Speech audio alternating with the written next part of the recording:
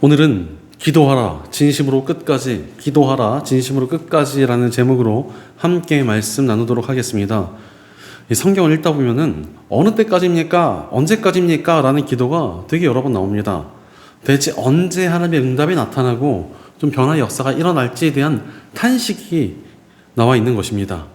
그런데 이런 탄식은 성경뿐 아니라 지금 이 시대에도 계속되고 있습니다. 여전히 많은 크리스천들이 하나님 대체 언제까지 기도해야 됩니까? 대체 언제 응답을 주실 것입니까? 라며 답답해합니다. 변화되지 않는 현실과 바뀌지 않는 자신의 모습을 보면서 탄식하는 것입니다. 사실 기도할 때마다 바로바로 변화가 일어나고 역사가 일어나면은 사람들이 뜨던 말려도 기도를 할 것입니다. 하지만 안타깝게도 우리의 기도는 기다림을 요구할 때가 굉장히 많습니다. 그것도 굉장히 오랜 기다림을 요구할 때도 적지 않다는 것입니다. 하나님께서 정해두신 때까지 응답이 미뤄지고 또 그 응답을 기다리면서 인내해야 될 때가 굉장히 많다는 것입니다. 그러다 보니까 기도에 대해서 지쳐버린 사람들이 굉장히 많습니다. 기도해도 답답하고 그냥 반복만 하고 있는 것은 아닌가 하는 의문이 있습니다. 그러면서 점점 대충 기도하게 되고 또 대충 기도하니까 더욱더 기도에 대한 흥미를 잃어버리는 것입니다. 그러면서 점점 기도에 대해서도 의심이 생기기 시작합니다. 기도를 열심히 반복해 봐야 무슨 의미가 있겠는가라는 생각이 드는 것입니다. 기도에 능력이 있다고는 하는데 그 능력이 뭔지 대체 잘 모르겠습니다.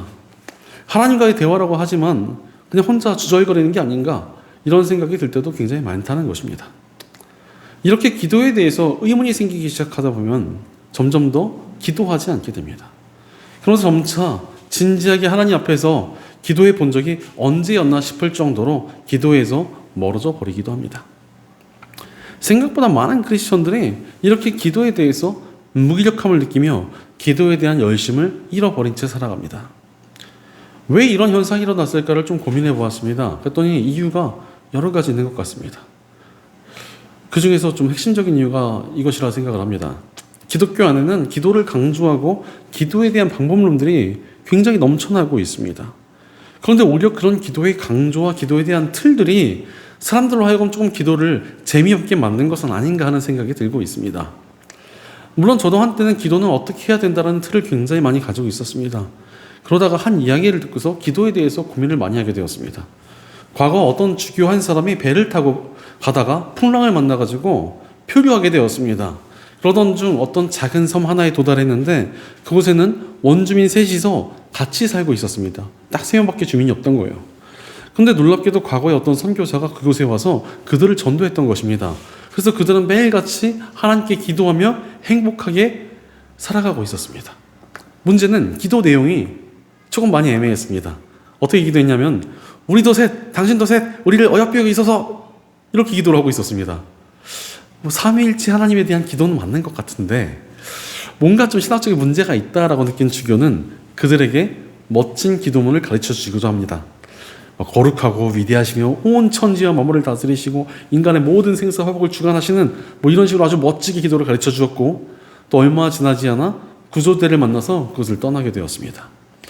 몇 년 뒤 그 원주민들의 생각난 주교는 그들이 잘 지내고 있는가를 좀 생각해 보면서 궁금해서 그들을 한번 찾아가 보기로 합니다. 그 주교가 그 섬에 도착하자마자 이 3명의 원주민들은 저 멀리서 막 울면서 달려왔습니다. 그리고는 주교님이 가르쳐주신 아름다운 기도를 저희가 다 기억하지 못해서 몇 년째 기도를 한마디도 못하고 있습니다. 저희에게 기도를 다시 가르쳐주세요. 이렇게 울면서 외쳤습니다. 그것을 들은 주교는 굉장히 충격에 빠진 채 그냥 여러분이 하던 대로 기도하세요. 주님께서는 그 기도를 더욱 기뻐하실 것 같습니다. 라고 말을 해주었다는 이야기입니다. 사실 기도의 어떤 틀보다 중요한 것이 무엇이겠습니까? 하나님께 진심으로 나아가는 것 아니겠습니까? 그런데 현대 기독교에는 틀이 너무나 많습니다. 대표적인 게 원망하지 말라는 것입니다. 원망하면 벌 받는다 이렇게 이야기하면서 하나님께서는 당신의 백성들에게 신음하는 것은 허락하셨으나 원망은 허락하지 않으셨다 라면서 원망하는 기도는 절대로 하지 말라고 합니다. 사실 이 말도 굉장히 유명한 어떤 해외 목사님이 하신 말씀이에요. 또 어떤 분들은 먼저 그의 나라와 의를 구하면 다 된다면서 네가 원하는 바를 직접적으로 구하는 것은 옳지 못한 기도다 이렇게 이야기합니다. 자기 기도는 다 줄이고 남을 위한 기도나 좀 열심히 하라는 것입니다. 반대로 어떤 분들은 또 이렇게 이야기합니다. 기도 제목이 커야 된다, 또 구체적이어야 된다면서 아주 크고 거대한 내용들을 다 적어놓고 기도해야 이 기도의 응답이 빠르다, 기도의 능력이 있다, 이렇게 이야기를 합니다. 어떤 분들은 아예 대놓고 그냥 기도 내용을 자기가 쭉 써놓고 이대로 따라 읽으면 좋습니다, 이렇게 하고 책을 팔기도 합니다. 그러나 제가 볼 때 기도의 비법은 뭐 정말 별게 없는 것 같습니다. 기도의 가장 중요한 핵심은 바로 진심입니다. 진심이 담겨야 좋은 기도입니다. 내가 하나님께 원망이 마음에 드는데, 솔직히 하나님 원망하고 싶은 마음이 생기는데 무작정 원망하지 말라고 그러면 기도가 되겠습니까? 기도하고 싶겠습니까? 나는 너무 필요한 것이 있고 갖고 싶은 것이 있는데 그거 기도하지 말라고 그러면은 누가 기도를 하겠습니까? 무조건 기도가 커야 된다, 아니면 옳아야 된다라고 닥달을 하고 있으면은 기도를 하면서도 이게 정말 내 기도가 맞나? 이게 내 진심 맞나 싶지 않겠습니까? 그러다 보니까 점점 더 기도에 대해서 멀어지는 것입니다. 아니, 물론 남을 위한 중보 기도나 하나님과의 교제, 하나님의 일을 위한 기도 굉장히 중요합니다. 이거 부인하는 거 절대 아닙니다. 하지만 우리의 기도를 온전히 하는 것은 먼저 우리의 진심에 있습니다. 우리는 진심으로 기도해야 합니다. 오늘 본문에 등장하는 예레미야의 기도가 그러했습니다. 저는 오늘 말씀을 굉장히 좋아합니다. 하나님의 선지자에게 이런 인간적인 모습이 있다는 사실이 너무나 재미있고 또 위로가 되기 때문에 그렇습니다. 오늘 말씀에서 예레미야는 하나님 앞에서 자신의 마음을 숨기려 하지 않습니다.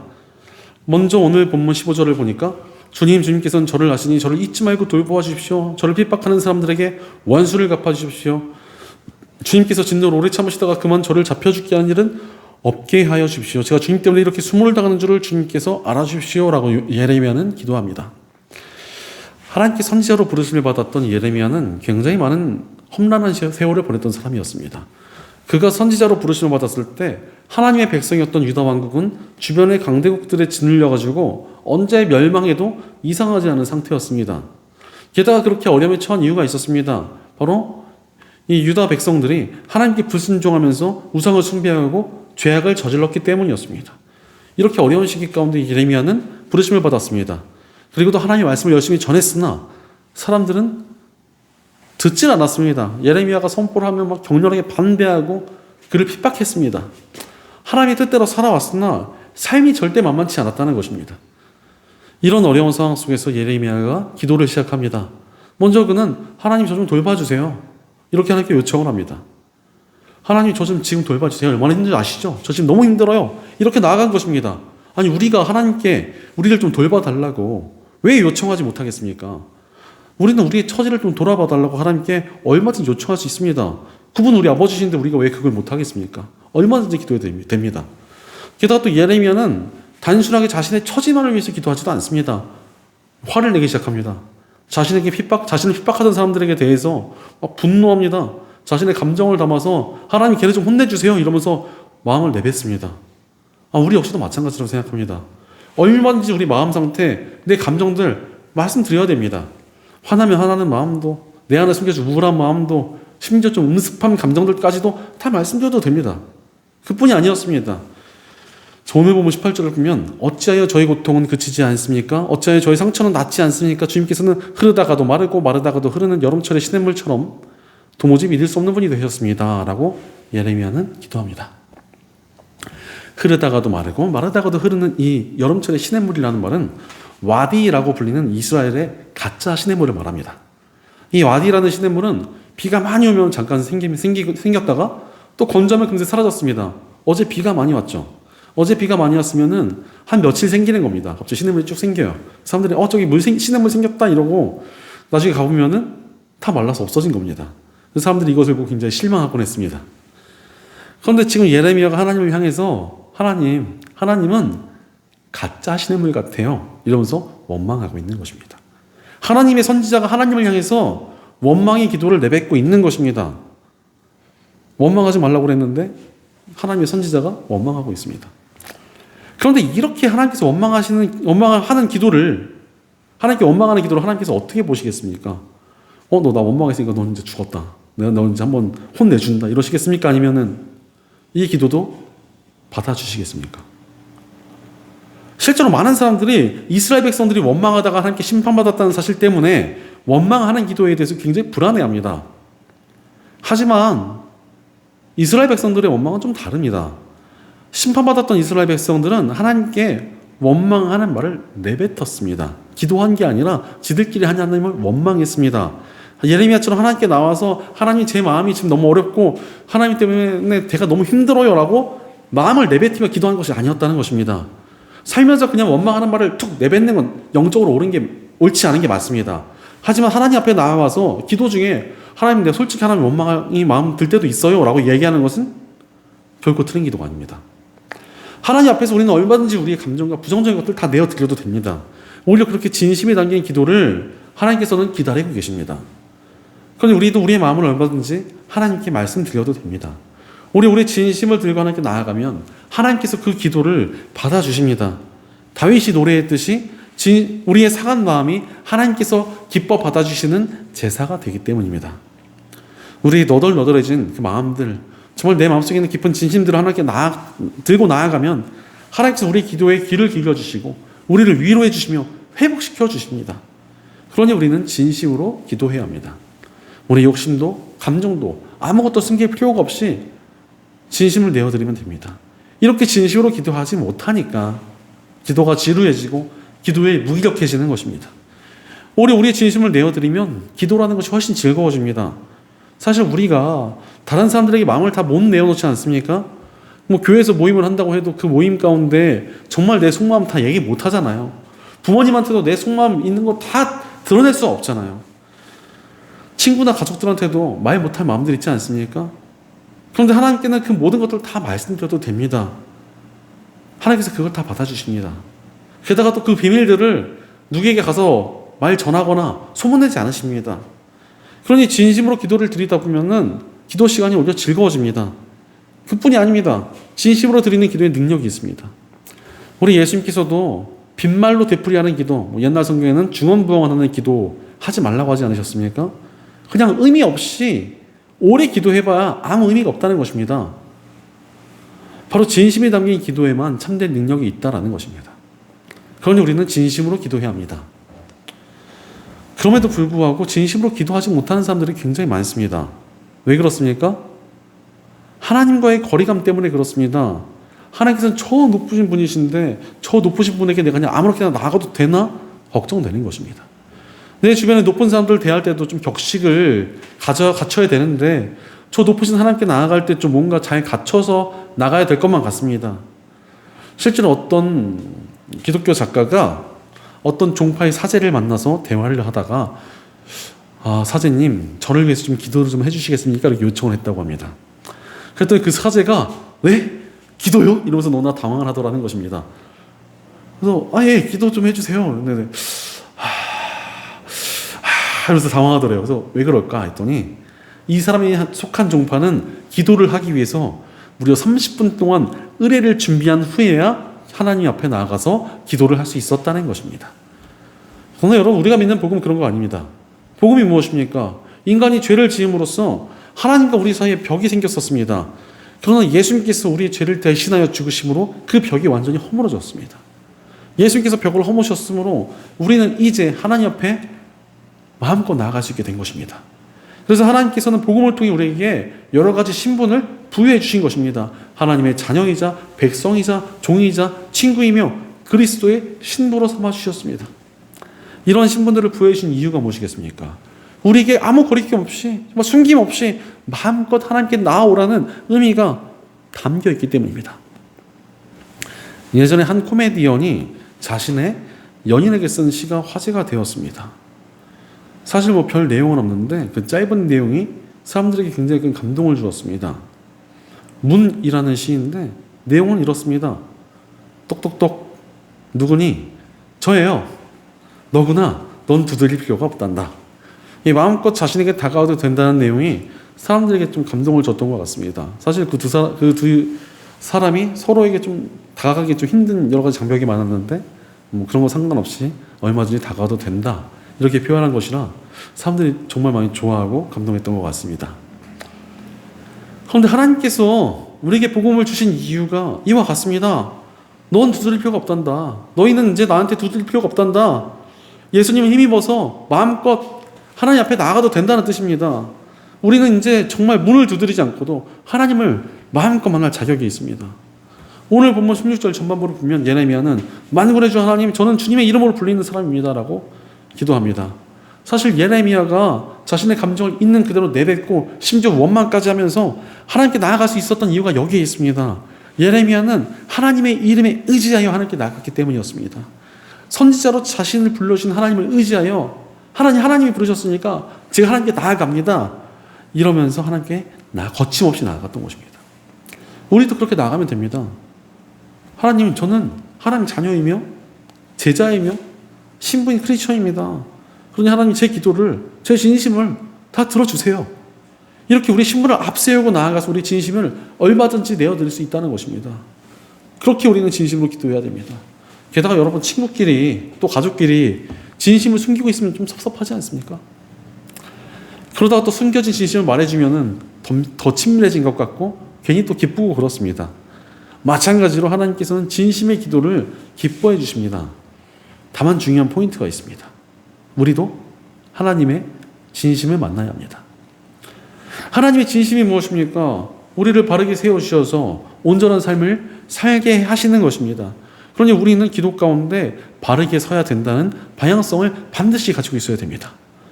오늘 보면 16절 후반부를 보면 주님께서 저에게 말씀해 주셨을 때 저는 그 말씀을 받아 먹었습니다. 주님의 말씀은 저에게 기쁨이 되었고 제 마음에 즐거움이 되었습니다 라고 예레미야는 기도합니다. 진심으로 자신의 감정과 마음을 토로했지만 그래도 자기 자신은 지금 현재 하나님을 향하고 있다는 것입니다. 사실 하나님께 온전히 나아가야 된다라는 마음이 없으면 하나님께 제대로 나아갈 수가 없습니다. 이어서 17절도 보면 저는 웃으며 떠들어대는 사람들과 함께 어울려 즐거워지도 않았습니다. 주님께서 채우신 분노를 가득 안은 채로 주님의 손에 붙들려 외롭게 앉아 있습니다 라며 예레미야는 말하고 있습니다. 그는 지금 자신의 힘든 상황을 이야기하며 자기가 지금 사명을 위해서 외롭게 살아가고 있다, 너무나 고독하다라는 것을 하나님께 말씀드리고 있습니다. 그는 지금 자신의 방향성이 하나님께 그래도 가 있다라는 것을 이야기하고 있는 것입니다. 바로 우리의 거침없는 진심이 하나님을 향한 바른 방향성이 더해질 때 우리 기도에 능력이 생깁니다. 우리의 진심과 우리를 바로 세우고자 하시는 하나님의 진심이 만날 때 진정한 변화가 나타나기 때문에 그렇습니다.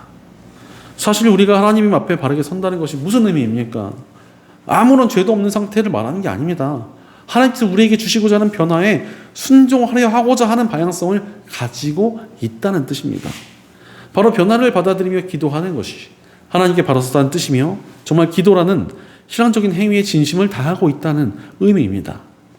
하나님께 진심으로 나아갔다는 것은 그분의 역사와 능력에 기대한다는 뜻이기 때문입니다. 그런 우리는 진심으로 기도해야 합니다. 진심으로 기도하며 기도 가운데 하나님께서 이루어가시는 변화에 순종해야 합니다. 그때 우리의 기도에 진정한 능력이 나타날 것입니다. 그렇다면 하나님께서는 기도 가운데 우리를 어떻게 변화시켜 가십니까?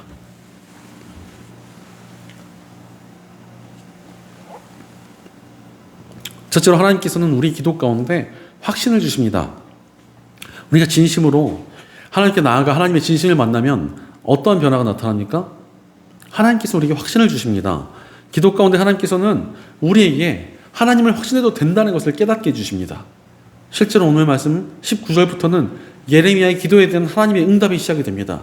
19절 먼저 보면 나 주가 말한다. 네가 돌아면 내가 너를 다시 맞아 네가 나를 섬기게 하겠다. 또 네가 천박한 것을 말하지 않고 귀한 말을 선포하면 너는 다시 나의 대변자가 될 것이다. 너에게로 돌아와야 할 사람은 그들이다. 네가 그들에게로 돌아가서는 안 된다라고 말씀하십니다. 자신의 감정과 아픔을 진심으로 쏟아붓던 예레미야에게 하나님께서 응답해 주십니다. 하나님께서는 여전히 예레미야를 포기하지 않으셨고 사용하시겠다라고 말씀하십니다. 사실 예레미야는 원망과 분노를 쏟아부으면서도 하나님과의 관계를 걱정했을 것 같습니다. 이렇게 원망해도 되나? 이렇게 하나님께 막 나가도 되나? 솔직히 한 구석에는 걱정이 들지 않았겠어요? 그러나 하나님께서 말씀으로 지금 그를 안아주십니다. 그리고 원망과 분노에 사로잡혀 있던 그에게 오히려 귀한 하나님의 말씀을 담아주십니다. 그를 회복시켜 주신 것입니다. 그리고는 돌아서지 말라고 말씀하십니다. 사실 예레미야는 선지자로서의 삶이 너무나 고달프고 반대와 핍박만 돌아오니 이게 맞나 싶었을 것입니다. 하지만 하나님께서는 지금 그가 이 사명을 견디는 것은 너무나 귀한 일이고 하나님께서 기뻐하시는 일이니 끝까지 견디고 확신 가운데 살아가라며 그를 회복시켜 주신 것입니다. 지금 이 상황이 괴롭고 마음이 어려워도 하나님을 확신하며 믿으라고 하셨던 것입니다. 실제로 기도 가운데 하나님께서는 우리에게 확신을 주십니다. 어떤 상황 속에서도 하나님을 붙들고 살아가는 것이 답이다라는 것을 깨닫게 해주십니다. 비행기 조종사들이 받는 훈련 중에 감각이 아니라 계기판을 믿게 하는 것이 있다고 합니다. 사람의 감각은 생각보다 불완전하기 때문에 비행 중에 감각이 꼬여버릴 때가 굉장히 많다는 것입니다. 그래서 자신은 멀쩡히 가고 있다고 생각했는데 알고 보니까 추락하는 지점으로 향하고 있을 때가 생각보다 적지 않다는 것입니다. 실제로 어떤 조종사가 너무나 멀쩡히 가고 있다고 느꼈는데 계기판을 보니까 지금 막 추락하고 있는 겁니다. 그래서 이 계기판 지시하는 대로 추락을 피하려고 움직였더니 정말 추락 직전에 살아남았다는 증언도 있습니다.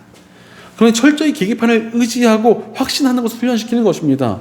크리스천들도 마찬가지예요. 상황이나 환경, 고난이나 문제에 휘둘리는 것이 아니라 하나님만 확신하는 것이 필요합니다.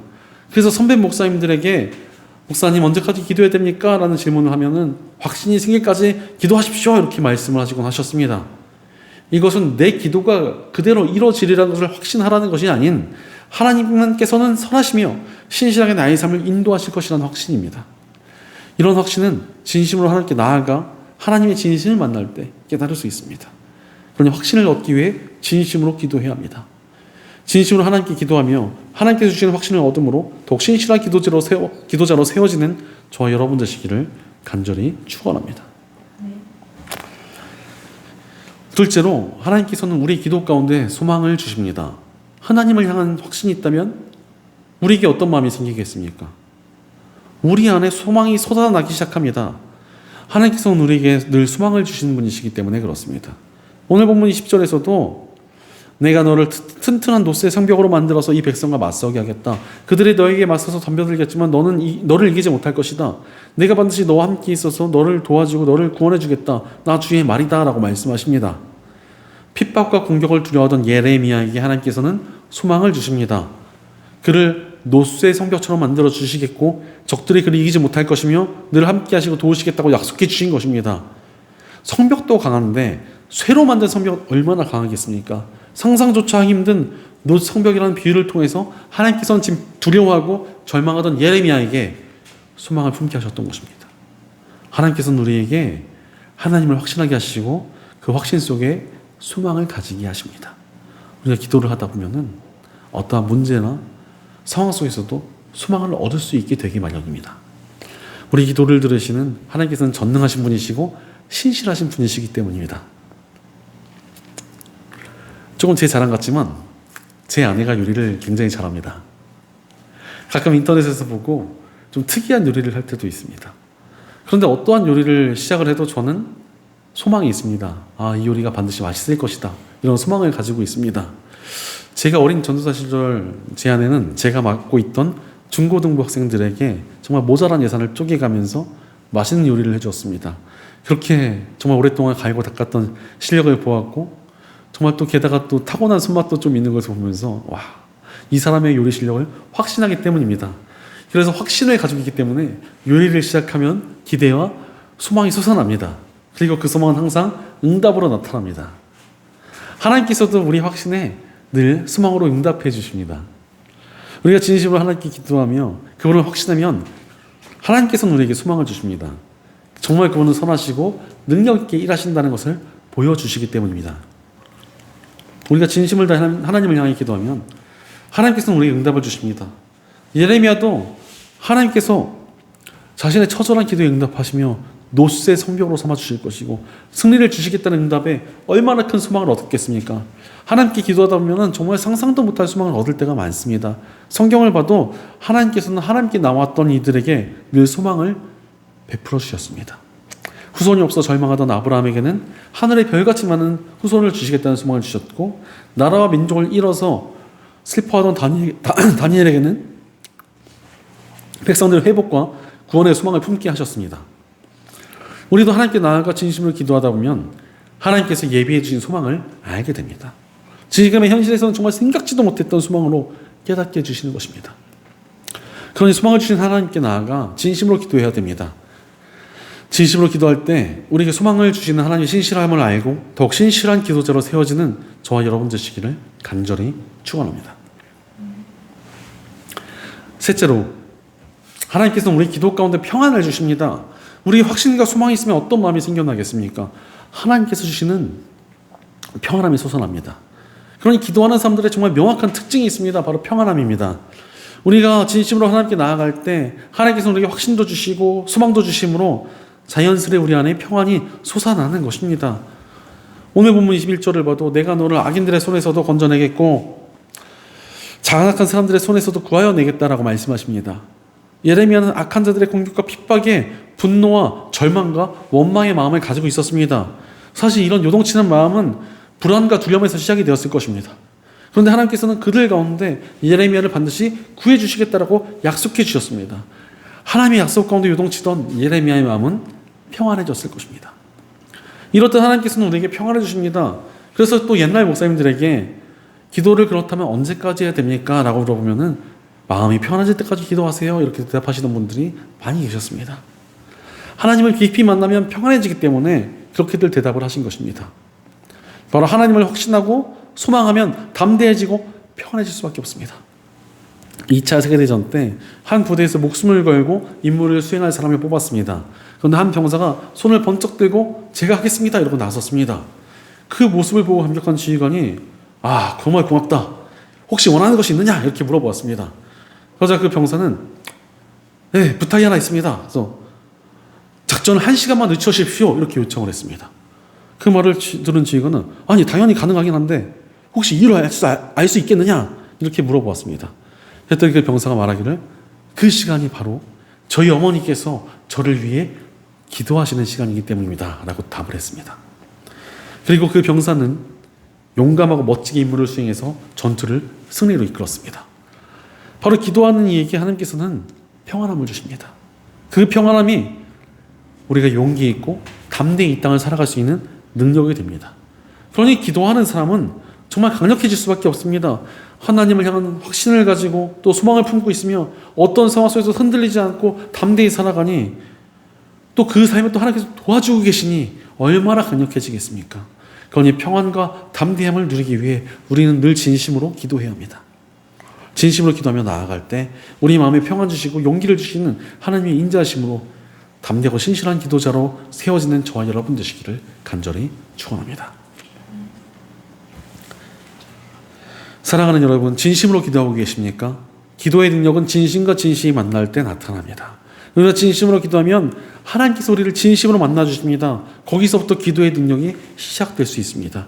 기도의 성자라고 불리는 E.M. 바운즈는 이렇게 말했습니다. 진실한 1시간이 기도에서 배울 수 있는 것이 서재에서 몇 시간 배우는 것보다 많다. 다른 어느 곳에서도 찾을 수 없고 읽을 수 없는 지혜가 골방 기도 속에 있다. 다른 어느 곳에서 내리지 않는 계시가 골방 기도 가운데 내린다.